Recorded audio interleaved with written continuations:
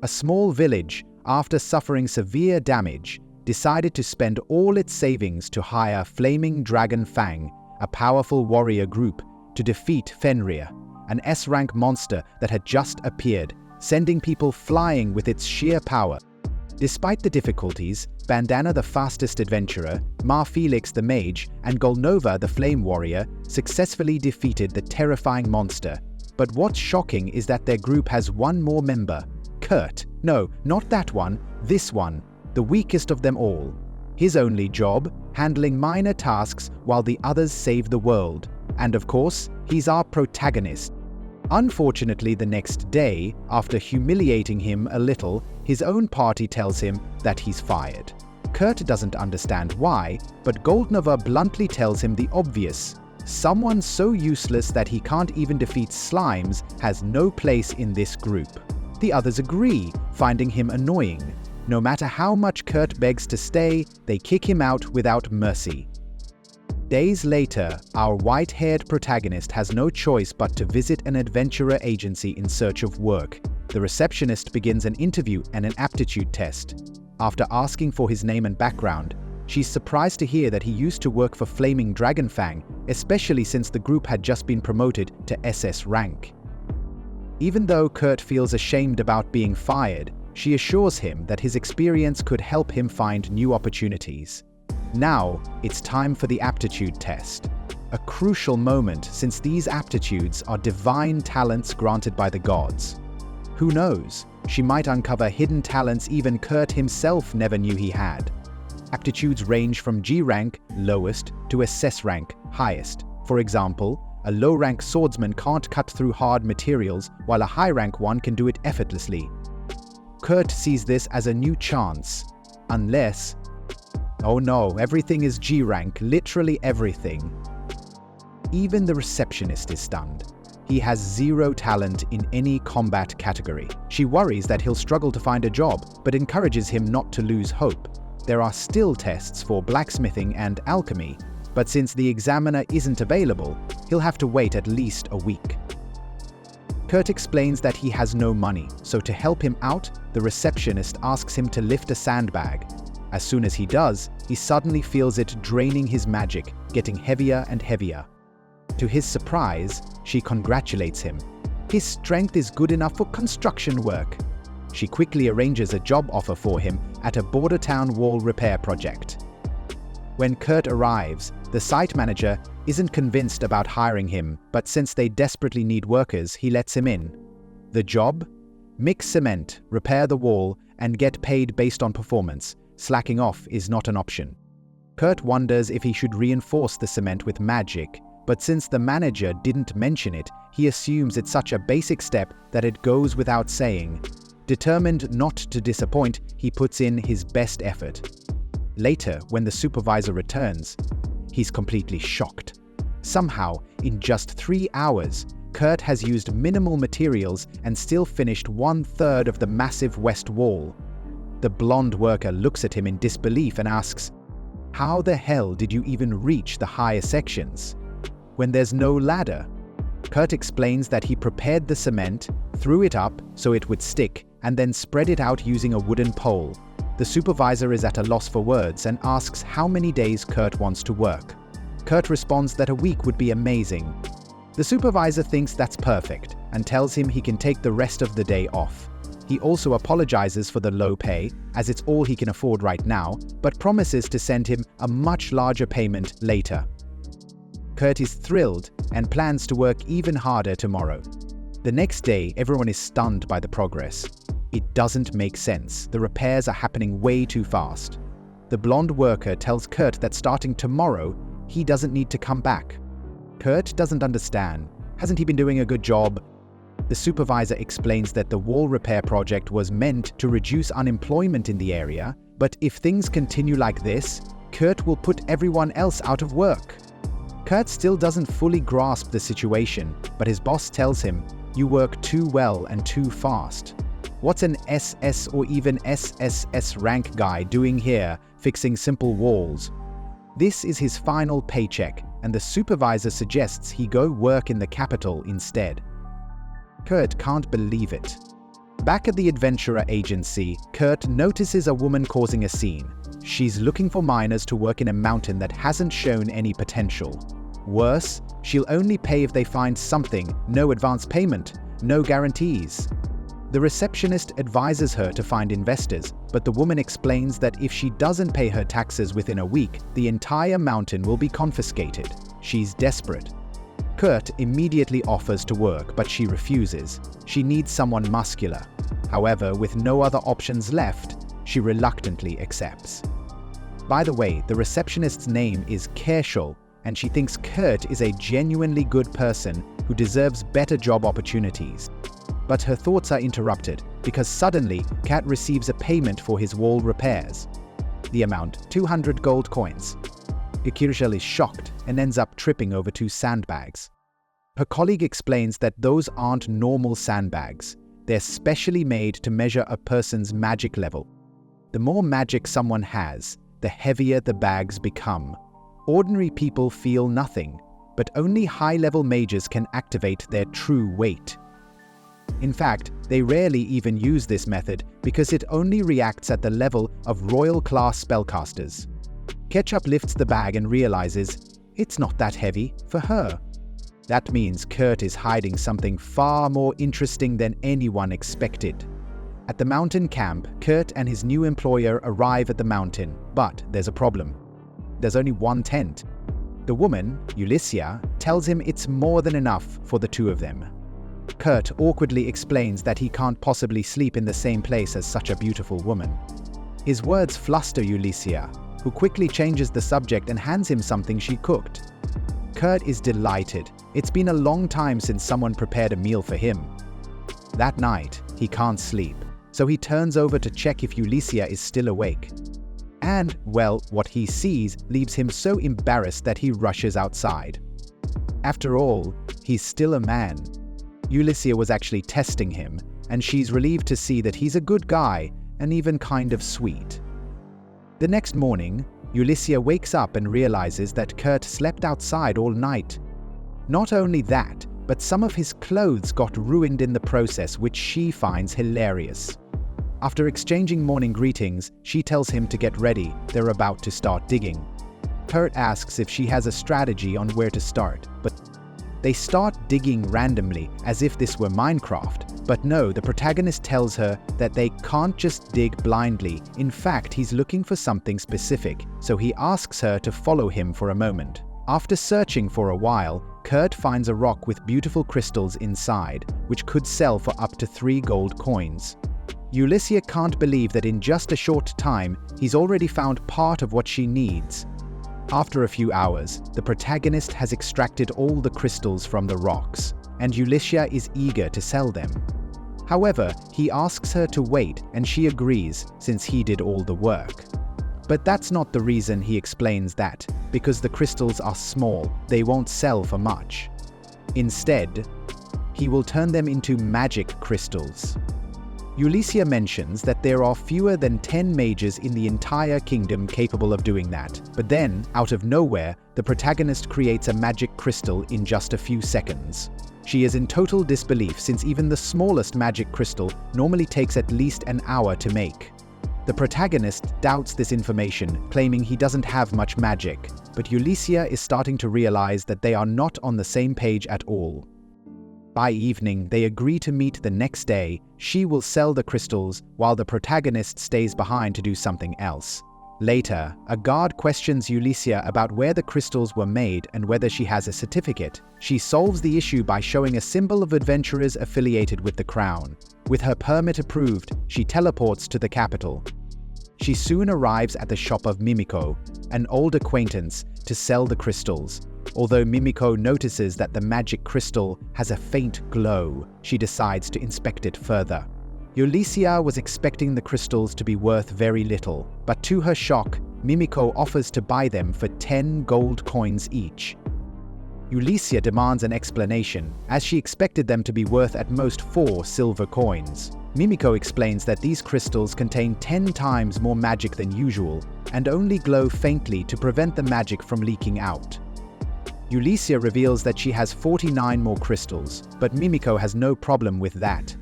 She immediately pulls out a bag with 500 gold coins. However, she makes two important requests. Ulysia must not sell these crystals to any other shop, as they wouldn't appraise them correctly. Mimiko also doesn't want such powerful crystals to circulate freely. She wants to know who created them. Ulysia refuses to reveal that information without the creator's permission. Mimiko then states that this is an order from a high-ranking court mage, equivalent to an honorary countess. Ulysia doesn't care about that and has no intention of obeying. Seeing that, Mimiko changes her approach. She asks as a friend. She wants Ulysia to protect the person behind these crystals and ensure that no other kingdom takes him away. She also informs her that both she and her colleagues would be willing to appoint him as the director of the Royal Institute of Magic. And that's not all. His Majesty himself would likely grant him the title of honorary count. Ulysia is stunned but agrees. Even later, she still can't believe what's happening with Kurt. She then returns to the job agency where the two receptionists are extremely curious about who Kurt really is. Since Ulysia has her symbol, Kiersel hands over all of Kurt's information to her. Now she knows that he was in an SS rank group and worked on constructing the city walls. However, she strictly instructs Kiersel to transfer all the gold coins to the protagonist and to never reveal any information about him, no matter who asks. Finally, she returns to the mountain camp, only to be shocked when she sees that the protagonist has built an entire house while she was away. She asks him if he thinks it's normal to build a house in just one night, and he casually replies that, at least in his village, it's completely standard. The poor girl doesn't know what to think anymore. Not long after, the Flaming Dragon Fang squad was getting completely overwhelmed by a massive monster. Golniver had taken some serious hits and wanted someone to patch him up, but Maleficus was too busy holding off the attacks from some creepy tree creature. Their leader was getting desperate and asked if the new guy could throw some fire spells. But the boy just reminded them that Golniver himself claimed he could handle that part. Outside the chaos, Bandana was eavesdropping and already writing them off in her mind. She figured they were done for. Meanwhile, Kurt was hit with a surprise. Someone actually wanted him to lead the Royal Magic Technology Lab. That meant fancy treatment, noble perks, the whole deal. Ulysia casually mentioned that the person who examined the crystal worked in the royal court, but only did it as a side gig. Kurt knew it was a huge opportunity. Still, deep down, he just didn't feel like it was for him. He couldn't picture himself bossing people around or being treated like royalty. Plus, he still felt kinda bad leaving the Flaming Dragon Fangs behind. On the outside, he just played it off and brought up his real concern, whether selling the crystals brought in enough to pay the taxes. Ulysia said she got a good price and handled the whole thing. She took a small cut for the effort and dumped the rest into Kurt's account. He thought it was too much, but she didn't feel right keeping all that gold. Anyway, she planned to keep mining and hoped Kurt would stick with her. He was all in, especially since he thought he spotted a good mineral patch the day before.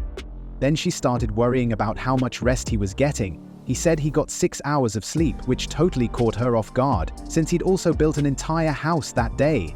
Kurt thought she was mad because he overslept. After all, back with the Dragon Fangs, he only got 4 hours on a good day. He promised to make up for that extra rest time. Later, he took her to a spot in the mountains he thought was a good digging area. She couldn't see anything special there, but Kurt explained that, based on the shape of the mountain, there was probably something valuable underneath. He told her not to go deeper than 50 meters. She figured they'd be digging together, but Kurt had a different plan. He wanted to focus on the place where he found that massive crystal before. A few hours went by. Suddenly, Ulysia struck gold, or more accurately, topaz. She freaked out when she saw it, guessing it was worth at least 3 gold coins, and if Kurt turned it into a magic crystal for free, like he said he would, she'd hit her target with no problem. All excited, she caught herself feeling something more for Kurt, but she quickly pushed those feelings aside, laughing it off with a fake smile. Still, she followed him anyway, curious about what he'd done. Sure enough, the guy had basically built an entire mine by himself while she was gone. When she walked in, it was so bright inside that lanterns weren't even needed. Glowing moss covered the place. She couldn't believe what she was seeing. The tunnel was huge, way too massive for one guy to make in such a short time. Just then, Kurt showed up again, looking a bit bummed. All he found were boring rocks and a few tiny pieces of the stuff he was actually after. Ulisha checked out the weird-looking stones, and while they didn't seem useful, she had to admit they looked kinda pretty. Kurt nodded, saying, "They're everywhere anyway, so not worth much." When he casually called them Smithral, the boss nearly lost it. Mithral was supposed to be super rare, worth way more than gold or even platinum. Kurt shrugged, saying folks in his village tossed them out like trash. Ulisha, totally confused, asked what he was digging for then. He answered, "Orichalcum." That name hit her hard. It was the so-called metal of the gods, and she didn't even know it was buried in this mountain. Holding a sample, she remembered hearing that orichalcum could only be found if you dug really deep. She stared at Kurt, wondering if he'd actually done that in just 8 hours. He casually said yes, like it was no big deal, and added that he closed the tunnel after, since leaving it open would be dangerous. Looking around the area, she realized he'd tunneled across the whole mountain. 2 days later, Kurt finished his work and headed back to Samala with Ulisha. Turns out, the tunnel he dug connected Samala to Lord Akon's city. Ulisha figured they could let the Merchants Guild use it if they paid a maintenance fee. With that money, she could finally cover her taxes. Later, while walking through the streets, Kurt ran into Bandana. She told him she wasn't part of the Flaming Dragon Fangs anymore. A lot had happened. She remembered Gunova, their team leader, had once eaten at a cheap place, hated the food and left without paying. Later, he asked her if they still had any of the smoked meat Kurt had made, but she told him it was all gone. He'd eaten it himself. Annoyed, Gunova had drawn his sword and ordered Bandana to bring Kurt back, even saying it was fine to rough him up a bit if he didn't want to cook. Bandana, ever cool, said she'd handle it, and sneakily borrowed a teleport crystal from the boss without asking. As she left the alley, she saw guards searching for Gunova over the restaurant mess and thought that Maleficus had it easy, getting called to the church. With the group falling apart, she figured she'd only check on them when she felt like it. For now, she brushed it off and simply told Kurt she was fired, no need to drag him into her drama. Kurt felt kinda sad. He really respected Gunova and owed him a lot, so it sucked he couldn't go back. But Bandana had something else in mind. She knew a workshop that could use a hand. Apparently, there were only 15 8-layer Meisters in the whole country, big shots with official backing, and one of them was in trouble. Excited to finally be seen as useful, Kurt agreed right away. She gave him the address and off he ran, ready to help. Bandana stayed behind, thinking being an apprentice to a top-tier sage wouldn't be easy. While running, Kurt remembered that these 8 layers were places where they made magic stuff. Potions, gear, weapons, all that. The person in charge, an 8-layer Meister, had the same rank as a noble and serious responsibilities. He had no clue someone that important lived in this city. When he arrived at the place on the paper, it looked like a regular house. A sign said Atelier Ophelia. He knocked, and to his surprise, a really young girl opened the door. At first, he thought maybe she was the Meister, but she introduced herself as Michelle Lacada, the assistant. She noticed his surprised look and figured he just wasn't used to elves, but Kurt quickly explained that wasn't it. He just wasn't expecting someone so young to answer the door of such a big deal place. Kurt showed up to help out, just like Bandana had asked him to. The assistant was clearly relieved someone finally showed up and quickly pulled him inside. But the moment they reached the room, a nasty stench hit Kurt right in the face, and he pinched his nose. Turns out, what they really needed was someone to clean the kitchen. Disappointed, Kurt realized he wouldn't be doing anything fancy or magical, just scrubbing filth. While the assistant got called away by her boss, Kurt was left alone to deal with the disaster zone. Still, he didn't waste time, thumped his chest, threw on an apron, and got to work. In just 30 minutes, the whole place looked spotless. Not sure what else to do, he followed where the assistant had gone. He reached a door, knocked, and was told to come in. But when he stepped in, he was greeted by a girl wearing way less clothing than expected. A bit confused, she asked who he was. Embarrassed, Kurt quickly introduced himself and tried to apologize for barging in. She didn't seem to care, and casually said that Lady Ophelia had gone downstairs. That's when Kurt noticed a strange mark on her stomach. With her okay, he took a closer look and figured out it was a curse mark. She didn't seem to feel any pain, probably because the curse had already drained her too much. But her stomach still worked fine, judging by the loud growl it let out. Feeling bad, Kurt offered to make her something light to eat. Back in the kitchen, he suddenly realized he had been touching a naked girl earlier. That thought hit him like a brick, and in his daze he tripped over a stool and fell flat on his face. Meanwhile, Ulicia was at a meeting with a royal friend. She wanted to know how much the materials Kurt had found were worth. The purple-haired girl casually said 50,000 gold for the mithril and orichalcum. That number made Ulicia break into a cold sweat. She asked what would happen if word got out about Kurt's existence. The friend, Mimiko, bluntly said the boy could end up kidnapped, or worse. They were both shocked that someone with Kurt's crazy talent had stayed under the radar for this long. Ulicia mentioned he had been kicked out of the Flaming Dragon Fangs, which reminded Mimiko that the group's leader was being hunted. She wanted to know what Ulicia planned to do with the kid. Ulicia figured giving him the role of Atelier Meister might be a good idea. Better to keep him busy and grounded than risk him drawing too much attention. She even wanted to be his bodyguard, but had no idea how to make him accept, especially since the kid didn't even know how amazing he was. Back at the workshop, Kurt was finishing up the meal when Michelle returned with a tall woman. Both were shocked at how clean the kitchen was. He asked if the tall lady was Ophelia, which she confirmed. He apologized for using the kitchen without asking, explaining it was just to feed the girl in the back room. Ophelia was stunned he'd met her and made it clear that no one should know about the girl. Kurt agreed to keep it secret. Impressed, Ophelia paid him generously and asked him to come again the next day. After he left, she regretted letting the cursed girl meet anyone, especially since she had to keep the situation under control. She took the food to the girl's room and told her to stop opening the curtains, or someone might spot her. Seeing her loose pajamas, Ophelia knelt to fix them, but the girl's stomach growled again, making her laugh. Before handing over the food, Ophelia checked to make sure it wasn't poisoned, but the girl insisted she trusted the boy. Her gut told her he was a good guy. After all, she already felt like her body was breaking apart from the curse. What harm could a little food do? The girl didn't know who cursed her. She had always doubted everyone around her, but for once, she wanted to believe in someone. As the smell of the porridge hit her nose, she guessed it had herbs in it. One bite and she was in love. Her chest warmed up, and for a moment, she felt normal. But just as Ophelia was about to leave, the girl started choking and dropped to the floor.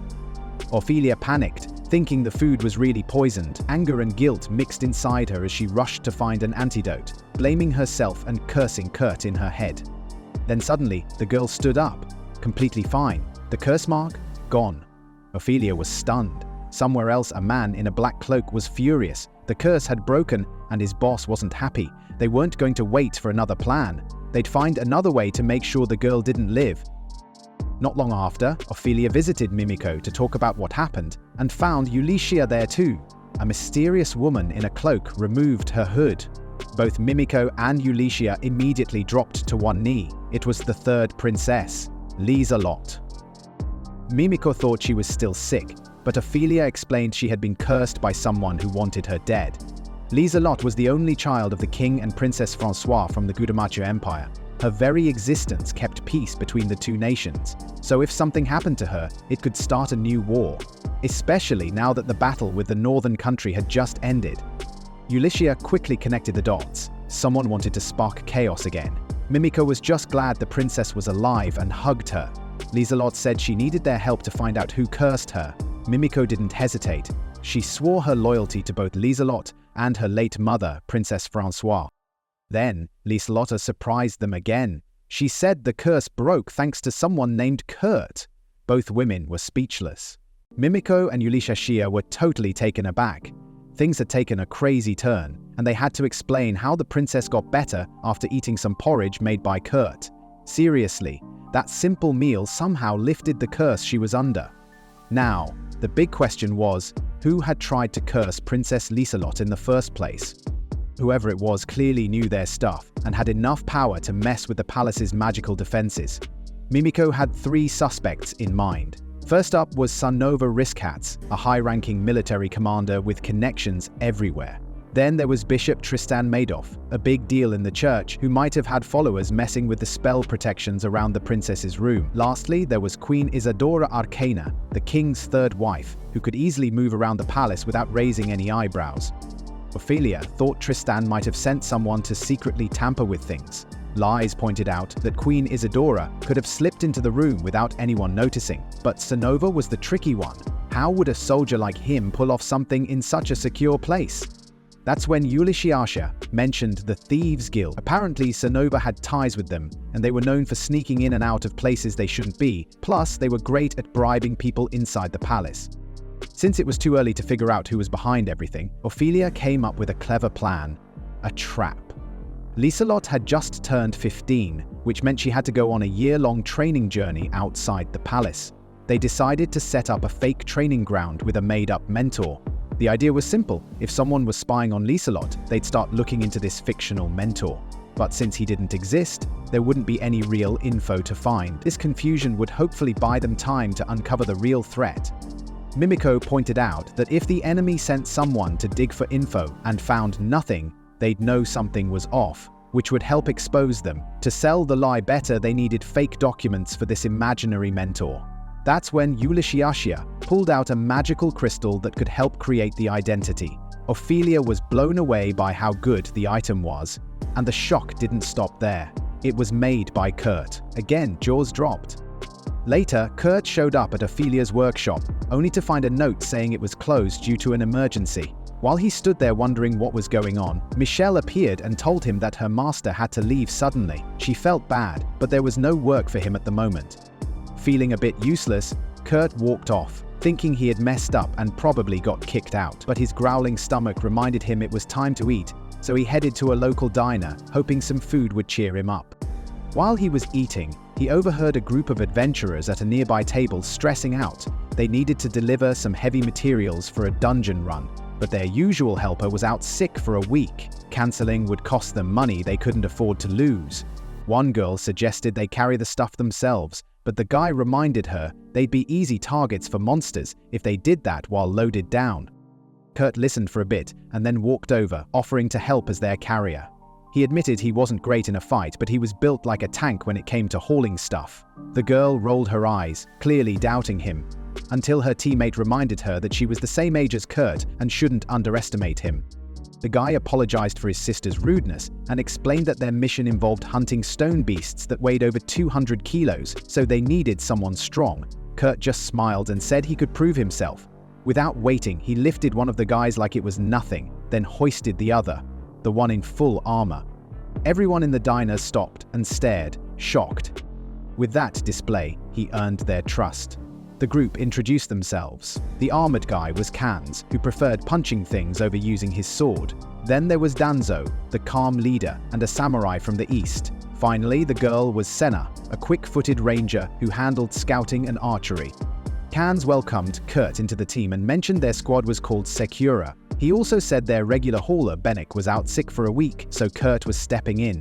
Kurt gave a shy nod and said thanks, calling himself just a regular guy, which made everyone laugh, leaving him a bit confused. Kanz playfully tapped him on the head and told him they were counting on him, which made Kurt quietly promise himself not to mess anything up with these cool new teammates.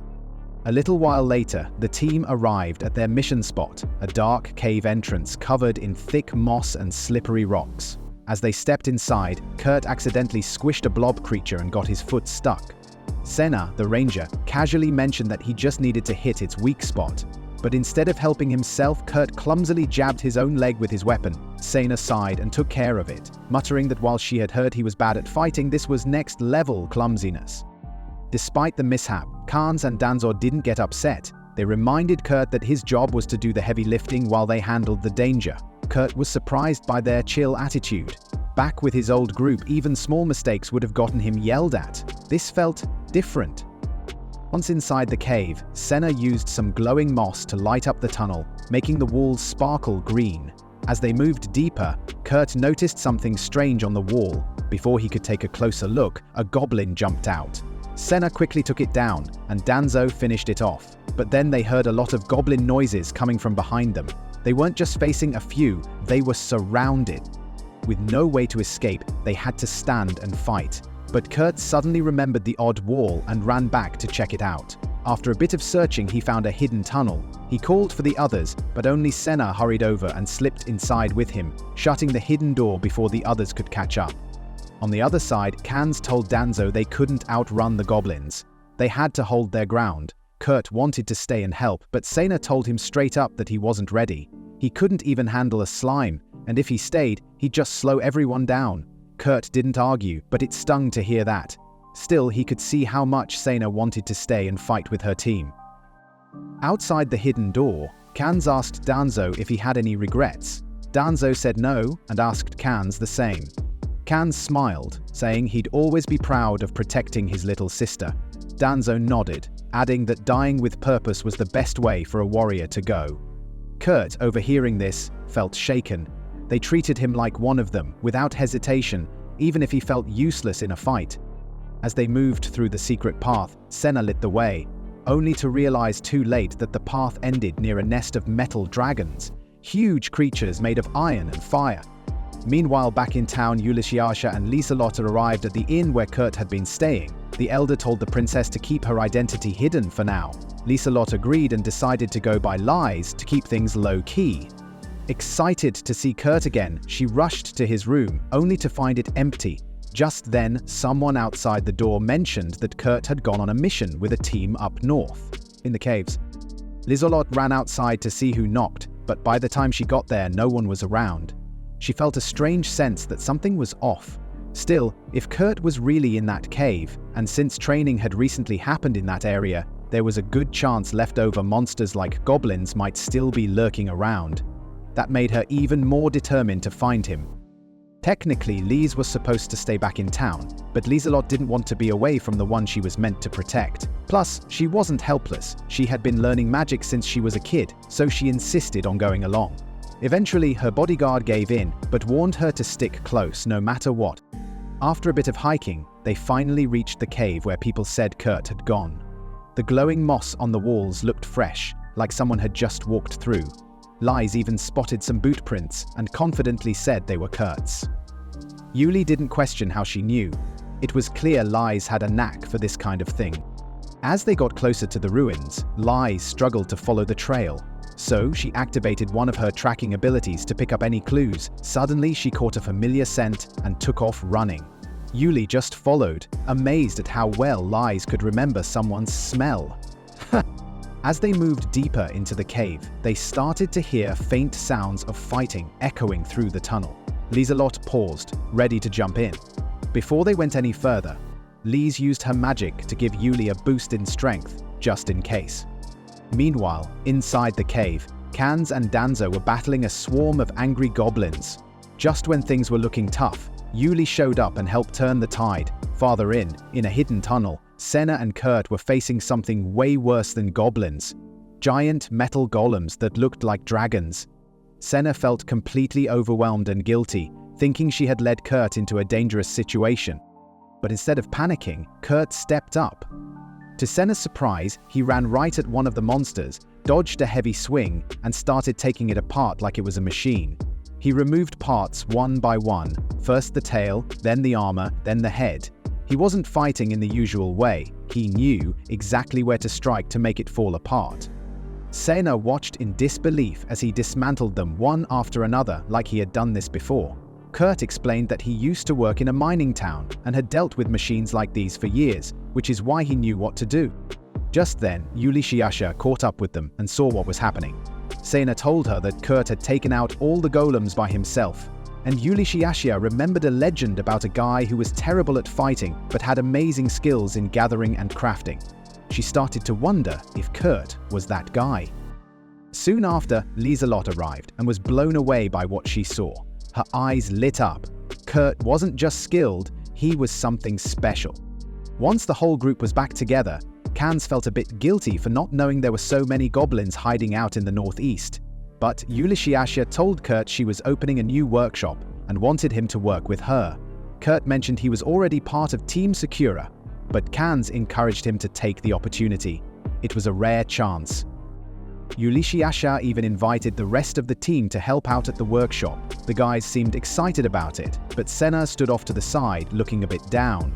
When asked about it, Ulyshiasha suggested that Kurt should take an aptitude test once they got back. Back in town, Kurt stopped by a fancy workshop run by a royal court mage named Mimiko. She mentioned that she had seen the kind of magical crystal he made before and wanted to meet the person behind it. That night, the group held a small celebration to mark the completion of their mission and the invitation to the new workshop. Even though everyone was in high spirits, Senna still looked a bit down. Maybe because she sensed that things were changing quickly. Later, Mimiko handed Kurt's test results to Yulishayasha. Most of his skills like cooking, mining, and cleaning came out as B rank, while the rest was C rank. But when they checked his potential, they found that the machine couldn't even read it. It maxed out at SSS, meaning Kurt's abilities were way above average. Even his magic power was stronger than any mage in the royal court. Yulishayasha had a feeling this was the case, but now it was confirmed. He was the perfect fit to lead the secret workshop. Mimiko was relieved she was the one who tested him, saying that if someone else had seen those results, it could have caused some serious issues. Just then, someone else walked in and noticed the test results. Mimiko and Yulishayasha quickly acted like they were just finding out about it too, and told the staff to forget what they had seen. The worker quickly covered her ears and pretended she hadn't heard anything. After a while, Kurt was taken aback by how quickly the carriage was moving. Yulishia explained that her special rank as an 8-layer Meister gave her some cool advantages. Lies chimed in, mentioning that the town they were heading to didn't have teleport stones, so the carriage was their best bet. This town, as Yulishia recalled, was right on the border of demon territory. It didn't have a viceroy yet, but it was still super important and got help from the Alliance. Danzo proudly mentioned that they'd be the official adventurers for a new 8-layer Meister in such a key location. Someone brought up Bok, but the samurai assured them he'd take care of it. Changing the subject, he got curious about the Meister. When Yulishia hesitated to explain, Sina guessed they weren't hired for their skills, but probably just to keep things quiet. Still, she was ready to protect her brother and Danzo if anything went wrong. After a few hours, they reached the wall Kurt had helped fix not long ago. He didn't look too thrilled to see it again. Lies asked why, and he explained that he'd spent 3 days working on it before being let go. Oddly enough, the wall didn't seem to have improved much since he left, and Yulishia thought maybe the repairs were being done differently now. Without wasting time, she led everyone to a spot that was supposed to be the new base for the 8-layer Meister. The group looked at the empty field and weren't impressed. She told them to hang out at the inn until the real setup was ready. Then she asked Kurt if he could actually build the 8-layer setup by himself, which shocked everyone. Kurt said he could manage a simple log house, but something like that in a day? No way. They all agreed it sounded totally crazy. Kurt then said he'd need at least 2 more days, which surprised them again. Yulishia told him to take all the time he needed and promised to get him the materials. So Kurt made a list of things he needed, like gems and griffin feathers, and handed it to her. Meanwhile, Senna seemed a bit anxious about something, so Yulishia told everyone to head to the inn to avoid distracting Kurt. She reminded him to eat and rest when he could. At the inn, Yulishia gathered everyone and said she had something important to share. Senna guessed it was about what happened in the cave, how Kurt took down those iron dragon golems with just a dagger, like it was nothing. She wanted to know who Kurt was and who Lise really was. Yulishia revealed that she used to work for the royal family as an adventurer. Lise then showed the crest on her dagger and admitted she was actually the kingdom's 3rd princess, hiding her true identity for now. Sena asked if Kurt was also royalty, but Yulishia cleared that up. He wasn't royal or noble. In fact, nobody really knew who he was. What they did know was strange. His fighting skills were all ranked G, basically the lowest. But when it came to non-combat stuff, like mining and transport, he was triple S, the highest rank. The catch was, Kurt didn't know this. They made him think he was around rank C or B. And now he was chosen to be the new 8-layer Meister in the city. But they had to keep that a secret. Sena wasn't okay with it. She thought it was unfair to keep him in the dark and slammed the table, calling them out for taking advantage of him. Kanz stepped in to calm her down, and Danzo told Yulishia to keep going. Then Lilo shared that Kurt had broken a curse on her with just some homemade porridge. Yulishia explained that someone was after the princess, so they came to this remote town to build the 8-layer and figure out who was behind it all. Even so, Sena was still upset that Kurt had no clue what was really happening. Lise admitted he didn't even know her true identity yet. When Kurt learned that Lise was cursed, he jumped in to help her right away, expecting nothing in return. Yulishia explained that Kurt had a kind and selfless nature, always putting others first. That's why she and Lise wanted to protect him. They asked the Secura group to keep everything under wraps and stick together to keep Kurt safe. The weight of the situation hung in the air, and everyone fell quiet for a moment, processing it all. Danzo was the first to break the silence. He pointed out that while knights were sworn to serve royalty, adventurers like them weren't tied down by those rules. They had fought alongside Kurt and seen what kind of person he was, so they considered him part of their crew. Cans quickly agreed, saying that true friends don't need a reason to support each other. Senna, however, wasn't so sure. She didn't know these people well and felt uneasy about making promises so fast. Ulyssia reminded her that even she hadn't known Kurt for long, barely a week, but still trusted him. Senna needed some time to think, so she stepped outside for some fresh air. She wandered back to the construction site and was amazed at how much Kurt had accomplished. The place looked completely different. When she asked if he had help, he shrugged it off, saying he was pretty good at mining. But Sina could tell this wasn't normal. No one with a B rank should be able to do this alone. Still, she didn't push it. Instead, she watched him work and remembered what Ulyssia had said about Kurt being genuinely good. He didn't seem burdened. He looked happy, like he finally found his purpose. He even mentioned how his old party used to call him useless before they ditched him. That hit her hard. She started to understand why he worked so hard. He just wanted to feel important. With that realization, Sena made up her mind. She told him they were friends now, and she'd stand by him. Meanwhile, Danzo was sitting quietly on a bench when a carriage pulled up. Bandana, an old contact of his, got out with news about a guy named Bybek, known as the Man of 1,000 Faces. This guy had a reputation for sneaking into adventuring groups and tearing them apart from within. Now he was after Sakura because another group was jealous they landed a big job. That night, in a bar in Samala, a man was causing trouble for a waitress, being loud and obnoxious. When she walked away, he grumbled about how Sakura was still around and messing up his plans. He muttered something about them having royal connections and figured he could make a lot of money if he took them down. Danzo, who had been eavesdropping, casually chimed in.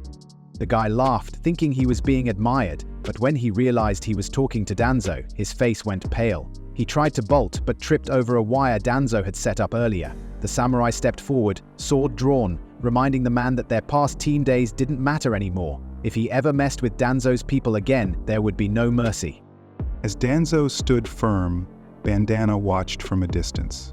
She thought it would have been smarter to eliminate the threat right then and there, but Danzo held back. Suddenly, two hooded figures appeared and grabbed Bybek. Bandana recognized them as agents from the Phantom Unit under the 3rd Court-Martial Miko. Just then, a crow dropped a letter into her hands, mentioning a woman named Marlis. She paused, feeling something about the message, but her orders were clear. That woman was no longer her concern. So without a second thought, Bandana turned away and headed straight toward Kurt's hometown. Deep underground, in a spooky and forgotten spot, Marlis, the priestess linked to the power of the blazing dragon fangs, lay on a strange, glowing magic circle. She looked completely wiped out, as if just standing up would be too much. No one knew how long she'd been there, but something was definitely off. A few days later, Kanzan Danzo stood in awe at what seemed like a scene from a dream. Just a week ago, this place was nothing but an empty lot. Now, it looked like a portal to another world. Flowers were blooming, the grass looked freshly painted, and the whole area buzzed with an energy that felt out of place. Sina spotted a tree in the garden with fruit already hanging from its branches, even though it should have taken months for that to happen. Something felt wrong. Meanwhile, Liz was racing around the yard, already calling the mansion her future home with Kurt. She acted like they were already a couple. Inside, Kurt felt a bit embarrassed that he hadn't set things up properly for everyone, but Yuli reassured him that everything looked great. Curious about the place, Yuli wanted to explore more, so Kurt took them on a tour. He showed them the front entrance, the underground levels, and even the system that provided water for the whole building. Yuli's jaw dropped when she saw a strange-looking machine. Kurt explained how he had turned precious stones into magical energy sources, and even created lights that would last all year without needing a recharge. Next, they checked out the bedrooms. The beds were soft, with thick blankets and pillows made from the feathers of a creature most people only read about in books. Liz got a bit too excited, sniffing one of the pillows, claiming it smelled like Kurt, though Yuli pointed out it was probably the scent of the creature the feathers came from. Later, Kurt showed them a special room meant for a high-ranking figure called the 8-layer Meister. He casually asked when that person would arrive. Yuli, thinking quickly, made up a story about the Meister being busy with important stuff. She also asked where Kurt planned to sleep, and he mentioned he'd chosen a tiny spot near the kitchen, thinking he didn't deserve much since he only did chores. Everyone was bothered by that, and after some convincing, they got him to take the big guest room. Until the Meister showed up. Once that was settled, Yuli asked Kurt if he could set up some kind of protective barrier around the house. He admitted that doing it with magic wasn't easy, so Yuli ended up placing some special charms given by Miko just to be safe. When it came to Lai's room, Yuli thought about adding extra protection, but suddenly Lai's burst out, acting like Kurt was sneaking into her room. Yuli couldn't believe what she was hearing. She tried to stay calm, but it was clear she was feeling jealous, even if she didn't say it. Deep down, she knew Kurt was kind and innocent, and Lai's probably needed to slow down before things got awkward. Meanwhile, Kurt was in the kitchen, whipping up a meal for everyone. Lai showed up in a wild outfit, claiming she wanted to help. It wasn't exactly appropriate, and Yuli definitely noticed. Kurt thought the outfit was a bit much too, but Lai's insisted it was totally normal where she came from. Tina wandered in after catching a whiff of something delicious. Freshly baked bread, and raised an eyebrow at Lai's outfit. Kurt casually mentioned that breakfast like this would be the norm from now on, with warm food ready every morning. At some point, he asked everyone if they preferred coffee or tea. Yuli's eyes lit up, and in her mind she started imagining him as the perfect husband. That thought hit her hard, and now she was more determined than ever to make him hers. At the table, Kans couldn't stop praising the food. Sana showed her approval with a small smile, and Danzo said he felt completely recharged after eating. Yuli asked where Kurt had gone, and Lise mentioned he'd stepped out to wipe off some strange drawings on the walls.